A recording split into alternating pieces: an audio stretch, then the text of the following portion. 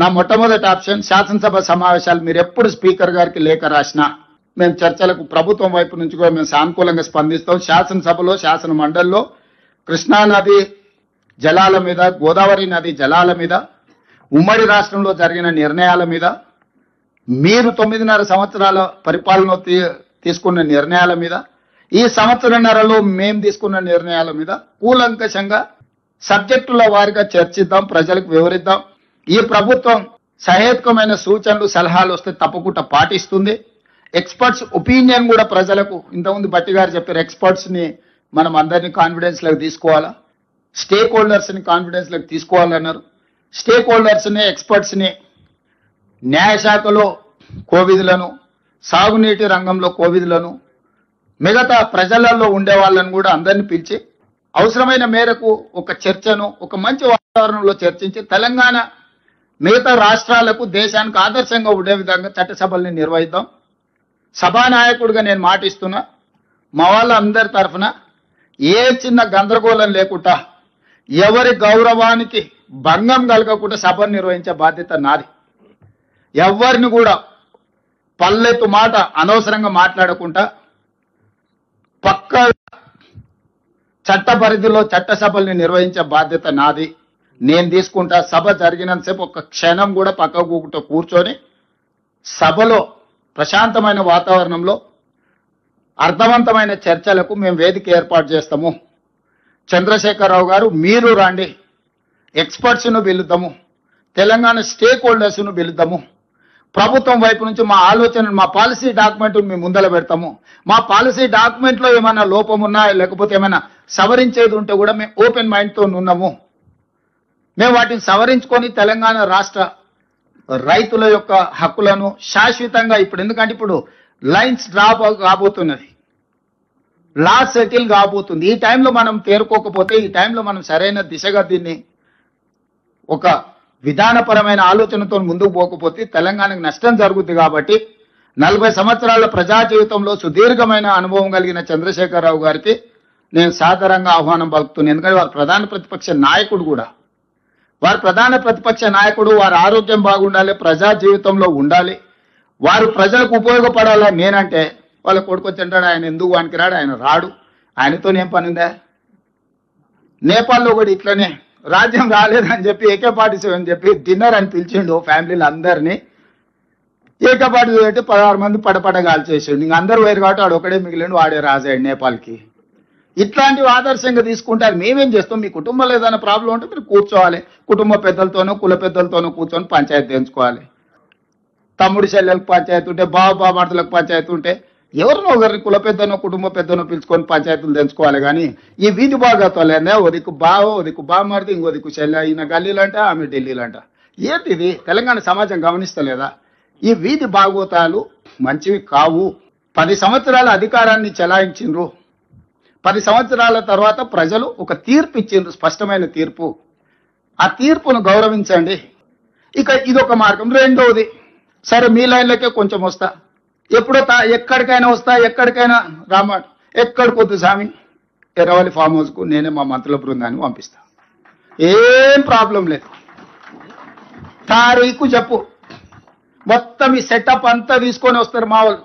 Erravalli farm house లోనే చర్చ పెడతాము. చంద్రశేఖరరావు గారి ఆరోగ్యం అంత గొప్పగా లేదు, రావడానికి ప్రయాణం చేయడానికి ఏమైనా ఆరోగ్యం సహకరించకపోతే మీరు కుర్చీ వేసుకొని అక్కడ కుర్చీలో కూర్చోండి. చంద్రశేఖరరావు గారు మొత్తం మాక్ అసెంబ్లీ అని తెలంగాణ ఉద్యమంలో కోదండరామ్ గారు నిర్వహించేవాళ్ళు. శ్రీనివాస్ రెడ్డి గారు కూడా అప్పుడు అందులో ప్రశ్నలు అడిగి మమ్మల్ని అందరినీ మాక్ అసెంబ్లీ నిర్వహిద్దాం ఎర్రవల్లి ఫామ్ హౌస్ లోనే, మా మంత్రుల బృందాన్ని నేను పంపిస్తా, అన్ని వివరాలు చర్చించుకుందాం. కాదు కూడదు అని ఒకవేళ అంటే చంద్రశేఖరరావు గారు పిలిస్తే నేను కూడా వస్తా. నాకేం బేసిజాలు లేవు. నాకంటే సీనియర్ ఆయన పబ్లిక్ లైఫ్ లో, ప్రజా జీవితంలో, అనుభవంలో చంద్రశేఖరరావు గారు. వారి ఆరోగ్యం సహకరిస్తలేదు, లేదు ముఖ్యమంత్రి గారు కూడా రావాల్సిందే. చర్చలు ముఖ్యమంత్రి లేకపోతే సమర్థవంతమైన అర్థవంతమైన చర్చలు జరగవు. ముఖ్యమంత్రి కూడా ఈ చర్చలో పాల్గొనాలి అని చంద్రశేఖరరావు గారు కోరుకుంటే ఎర్రవల్లి ఫామ్ హౌస్ లో జరగబోయే ప్రజాప్రతినిధుల సమావేశానికి నేను కూడా వస్తాను. తారీఖు నిర్ణయించండి. క్లబ్బులు పబ్బులు అంటేనే మాకు కొంచెం ఇబ్బంది, మేము వాటికి దూరం మొదటి నుంచి. ఇప్పుడు కాదు, చదువుకునేటప్పటి నుంచి కూడా క్లబ్బులకు పబ్బులకు దూరము. ఈ తెలంగాణ వచ్చినప్పటి నుంచి వాటి మీద ఎన్నో వైట్ ఛాలెంజ్లు చేసినాం. గంజాయికి డ్రగ్స్ కు వ్యతిరేకంగా ఎన్నో నిర్ణయాలు తీసుకున్నాం. ఈగలని ఈ డ్రగ్స్ ను నియంత్రించడానికి, గంజాయిని నియంత్రించడానికి, గంజాయి బ్యాచ్లను అణచివేయడానికి ఒక ఒక ఒక స్ట్రాంగ్ ఆర్గనైజేషన్ ఎస్టాబ్లిష్ చేసినాము. ఈ డ్రగ్స్ గంజాయిని అమ్మే వాళ్ళని కానీ, వినియోగించే వాళ్ళని కానీ, రవాణా చేసేటోళ్లను తెలంగాణ సరిహద్దులు దాటి లోపలికి రాకుండా ఉక్కు పాదంతో అణచివేస్తున్నాం. కాబట్టి క్లబ్బులు పబ్బుల కల్చర్ కి నేను వ్యక్తిగతంగా వ్యతిరేకము. దయచేసి నన్ను క్లబ్బులకు పబ్బులకు పిలవద్దు. అయితే అసెంబ్లీకి పోదాం, లేకపోతే శాసన మండలికి పోదాం. కాదు కూడా పెద్ద ఆయన ఆరోగ్యం బాగాలేదంటే ఎర్రవల్లి ఫామ్ హౌస్ కూడా నేను వస్తా. ఇది నా సూచన. చెప్పింది 4 ఏళ్లలో ప్రాజెక్టు పూర్తి చేస్తామన్నారు. 8 ఏళ్ళు ఉన్నారు. ప్రాజెక్టు పూర్తి చేయడం దేవుడు 10 పైసలు పనిచేయాలి. మీరు చేసింది, నేను సింపుల్ క్వశ్చన్ వేస్తున్నా, 8 ఏళ్లలో 160 టీఎంసీల నీటి లభ్యత ఉందని కేంద్ర ప్రభుత్వం నుంచి, సిడబ్ల్యూసీ నుంచి క్లియరెన్స్ ఎందుకు చేయలేదు? 8 ఏళ్లలో మహారాష్ట్రతో అంతర్రాష్ట్ర ఒప్పందం ఎందుకు చేయలేదు? 8 ఏళ్లు కనీసం నీటి లభ్యత కోసం మీరు తేలేదు. కానీ మేము వచ్చిన తర్వాత పరిశూ చేస్తే 160 లేదక్కడ, ఆడ ఉన్నది 102. కానీ మీరు తీసుకోగలిగింది 44 మాత్రమే తేలింది. వైల్డ్ లైఫ్ సమస్య వచ్చింది. మహారాష్ట్ర ససేమిరా అన్నది. మీలాగా మేము మొబిలైజేషన్ అడ్వాన్సులు ఇచ్చి పర్సెంటేజీలు కమిషన్లు తీసుకొని ప్రజల్ని మోసం చేయాలన్నా? మేము ఉద్యమం చేసిన వాళ్ళం, రాష్ట్రాన్ని సాధించిన వాళ్ళం, ప్రజలకు నీళ్లు ఇవ్వాలనే లక్ష్యంతో మేము నీళ్లు ఎక్కడున్నాయో వ్యాప్కో సూచిస్తే మేడిగడ్డ దగ్గర పెట్టాం. మరి అదే కేంద్ర ప్రభుత్వ సంస్థ సిడబ్ల్యూసీ తమ్మిడిహట్టి దగ్గర నీళ్లు లేవని చెప్పింది. మేడిగడ్డ దగ్గర 282 టీఎంసీల నీటి లభ్యత ఉన్నది అని మాకు పర్మిషన్ ఇచ్చింది, అనుమతి ఇచ్చింది. అన్ని రకాల అనుమతులు మేము తెచ్చాం. డాక్యుమెంట్స్ ఉన్నాయి. అసెంబ్లీలో చర్చ పెట్టు దమ్ముంటే అన్ని తీసుకొని చర్చకు రావడానికి సిద్ధం. నువ్వు ఊకే రచ్చ చేయడం బంద్ చేయి. నీకు చేతనైతే నీ ఇష్టమున్న డేట్ పెట్టు. నువ్వు పెట్టిన డేట్కి అసెంబ్లీకి వస్తాం, చర్చ చేస్తాం, ఒప్పిస్తాం. నిన్ను కాదు, రాష్ట్ర ప్రజలందరికీ నిజానిజాలు తెలియాల్సినటువంటి అవసరం ఉంది. ఏ రోజైనా ఎప్పుడైనా మేము చర్చకు సిద్ధం. ఒకటే షరత్ ఏంటంటే మైక్ కట్ చేయొద్దు, అసెంబ్లీని వాయిదా వేసుకొని పారిపోవద్దు. నిజాయితీగా నిలబడు. ఎన్ని రోజులైనా చర్చిద్దాం, ఎన్ని గంటలైనా చర్చిద్దాం. అందరి మాటలు ప్రజలు వింటారు, నిజానిజాలు ప్రజలు అర్థం చేసుకుంటారు. ఇకపోతే కాళేశ్వరం గురించి ఎప్పుడు తక్కువ చేసి మాట్లాడతాడు. ఆనాటి ప్రాణహితకు కాళేశ్వరంకు చాలా తేడా ఉంది. ఆనాడు నీటి సామర్థ్యం 16 టీఎంసీలు అయితే ఇవాళ 141 టీఎంసీల సామర్థ్యం. ఆనాడు పంపింగ్ సామర్థ్యం 1.8 టీఎంసీ అయితే ఈ రోజు 3 టీఎంసీ ఉంది. ఆనాడు నీటి వినియోగం ప్రతిపాదించింది 160 టీఎంసీలు అయితే ఈ రోజు 240 టీఎంసీలు. ఆనాటి ఆయకట్టు 16 లక్షల ఎకరాలైతే ఈనాటి ఆయకట్టు 37 లక్షల ఎకరాలు. ఆనాడు భూసేకరణకు మీరు 2 లక్షల రూపాయలు పెడితే ఈ రోజు యావరేజ్ గా 12 లక్షల రూపాయలు పెట్టారు. టనల్స్, కాలువలు, ఇలా చాలా మార్పు జరిగింది. మీరు ఎంతసేపు తక్కువ చేసి మాట్లాడటమో, బురద జల్లే ప్రయత్నం చేస్తే ప్రజలు అన్ని విషయాలు కూడా అర్థం చేసుకుంటారు. ప్రజలు విజ్ఞులైనటువంటి వాళ్ళు. ఇప్పుడు ఉత్తమ్ కుమార్ రెడ్డి కూడా పదే పదే మాట్లాడుతూ మేము చాలా ఆయకట్టు వచ్చింది, చాలా పంట పండించినాం అంటాడు. నేను అడుగుతున్న సింపుల్ క్వశ్చన్, మరి మీరు 20 నెలలు అయింది, ఒక చెరువు దవ్వినరా, ఒక చెక్ డ్యామ్ కట్టినరా, ఒక కాలువ దవ్వినరా, ఒక్క ఎకరానికైనా కొత్తగా నీళ్లు ఇచ్చిండ్రా? మీరేం చేయకుండా అంత పంట పండిందంటే అది కేసీఆర్ చేసిన ఎఫర్ట్ కదా. అంతకుముందు 2014 ముందు వారలే, ఇవాళ అంత పంట పండలే, ఇవాళ అంత పంట పండుతుందంటే ఆనాటి బీఆర్ఎస్ హయాంలో రాష్ట్రంలో సాగునీటి రంగంలో సృష్టించిన విప్లవం వల్ల, చేసినటువంటి పనుల వల్ల ఈ రోజు అంత ఆయకట్టు వస్తుంది.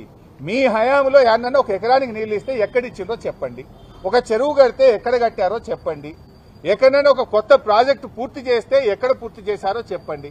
మరి ఇలా పంట పండుతుందంటే మా ప్రభుత్వంలో జరిగిన పనుల వల్ల తప్ప మీరు చేసింది అయితే ఇంతవరకు ఏమీ కూడా లేదు. ఇవాళ అనేక విషయాలు నేను ఆ పీపీటీలో కృష్ణా నదిలో ఆంధ్రప్రదేశ్ దోపిడీ గురించి కూడా మాట్లాడిండ్రు. దాని మీద కూడా నేను రిలీజ్ చేస్తా డాక్యుమెంట్. ఇవాళ మీరు వచ్చిన తర్వాతనే ఎస్ఆర్బీసీ కెనాల్ కు లైనింగ్ అయింది. పోయిన ఎండాకాలంలో, ఈ ఎండాకాలంలో మీ చేతగానితనం వల్ల లైనింగ్ జరిగి ఇలా నీళ్లు ఎక్కువ తీసుకుపోతున్నారు. గతంలో మేము ఆపాము. మా ప్రభుత్వం రాయలసీమ లిఫ్ట్ మీద స్టే తెచ్చింది, ఎస్ఆర్బీసీ లైనింగ్ మీద స్టే తెచ్చింది. పనులు జరగకుండా మేము ఆపాము. కానీ మీరు వచ్చిన తర్వాత ఇవాళ పోయిన ఎండాకాలంలో చంద్రబాబుతో మరి ఏం ఒప్పందం చేసుకున్నారో, మీ చీకటి ఒప్పందం ఏందో మాకు తెలియదు. కానీ గత వేసవి కాలం, ఈ వేసవి కాలంలో లైనింగ్ జరగడం వల్లనే ఇలా నీళ్లు ఎక్కువ పోతున్నాయి. ఆ పాపం 100% నాడైనా నేడైనా మీదే. ఆనాడు ఉమ్మడి ఆంధ్రప్రదేశ్లో కృష్ణాలో 299 టీఎంసీలు ఇచ్చి తక్కువ నీళ్లను తెలంగాణకు కేటాయించి అన్యాయం చేసింది కాంగ్రెసే. నేడు కూడా అదే ద్రోహం కాంగ్రెస్ పార్టీ చేసింది. పోయిన సంవత్సరం మన 34% వాటాలో వాడుకోక మీరు కేవలం 28% మాత్రమే వాడారు. మీరు దాదాపు 6% నీళ్లు తక్కువ వాడి 65 టీఎంసీలను మీరు ఆంధ్రాకు ఇలా చంద్రబాబుకు గురుదక్షిణ కింద చెల్లించారు. 65 టీఎంసీలు అంటే 6,50,000 ఎకరాలు. నేను సూటిగా అడుగుతా ఉన్నా, ఎందుకు పోయిన సంవత్సరం తెలంగాణ రాష్ట్రం ఏర్పడ్డ తర్వాత ఇంత తక్కువ నీటి వినియోగం ఎప్పుడూ జరగలేదు? 28% మాత్రమే నీటి వినియోగం ఎందుకు చేశారు? నీళ్లు చంద్రబాబుకు ఆంధ్రాకు ఎందుకు వదిలారు? ఇది మీ తప్పుదం కాదా? మీ ప్రభుత్వ వైఫల్యం కాదా? ఉన్న నీళ్లను కూడా వాడుకోలేని తెలివి తక్కువ దద్దమ్మ ప్రభుత్వం మీది కాదా? ఇంకొక 6 నెలలైతే బహుశా ఈ సంవత్సరంలోనే ట్రిబ్యునల్ అవార్డు, కేసీఆర్ సాధించిన ట్రిబ్యునల్ అవార్డు పాస్ చేయబోతా ఉంది. దాంట్లో మన వాటా పెరుగుతుంది. మీనవేశాలు లెక్కించకండి. దిండి ప్రాజెక్టు పూర్తి చేయండి. పాలమూరు ఎత్తిపోతల పూర్తి చేసి మేము 80% పనులు పూర్తి చేసినాం. ఆ 20% పూర్తి చేసే దాని మీద దృష్టి పెట్టండి. చిల్లర రాజకీయాలు మానండి. రాష్ట్ర ప్రయోజనాల కోసం పనిచేయండి అని చెప్పి నేను హితవు పలుకుతా ఉన్నాను.